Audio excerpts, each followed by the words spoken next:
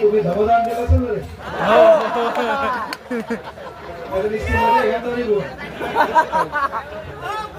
पाय लक्षात घ्या. धनवे सर या ठिकाणी बोलताना इथे 4-5 जण मुद्दाम टाळ्या वाजवले.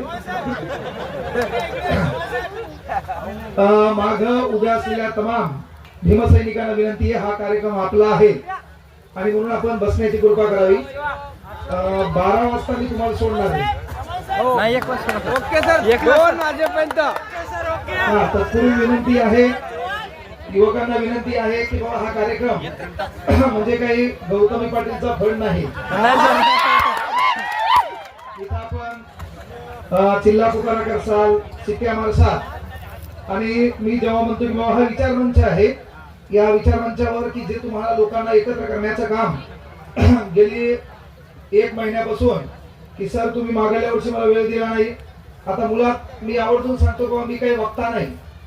धनवे सर इथं शास्त्रज्ञ आहेत, त्यांनी PhDच्या लेकरांना शिकवलंय, पण माणसाला आपलं जे आहे ते खरं मांडाव. मी 12वी DED मो एज्युकेशन आहे, त्याच्या बाहेर धतुरामुळे काही शिकायचं काम पडलं नाही. लोकांना मला विचारलं नाही मी कोणत्या पोराला शिकवतो ते ऐकता येईल माहीत, पण माझं म्हणणं आहे सध्याच्या काळात डिग्रीपेक्षा मस्त ढेकणी असो मोडकी असो दूध द्यायली त्याच्याशी मतलब.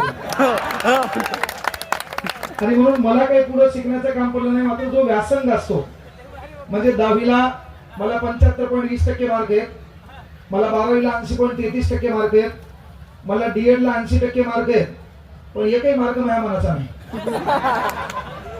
मॅटर ते नाही की मी किती कॉपी सेंटरवर पास झालो कसा झालो, पण सध्या उभा कुठं आहे, कोणत्या स्टेजवर आहे, ही सर्वात महत्त्वाची आहे.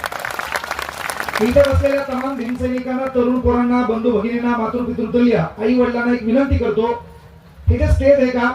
विचारमंचावर सूत्रसंचालक, आयोजक प्रत्येक जण बोलत होता की बाबा हे स्टेज राजकीय नाहीये, पण लक्षात घ्या किती दिवस या भांडुलांच्या मक्तेदारीखाली आपण हाताखाली काम करायचंय आणि आपला बाप आपल्याला बोलून गेलाय की सर्वात महत्त्वाची गोष्ट करते धरते सत्ताधारी व्हा. आपल्याही हातात सत्ता घ्यावं लागेल, पण आपला प्रॉब्लेम काय माहितीये का?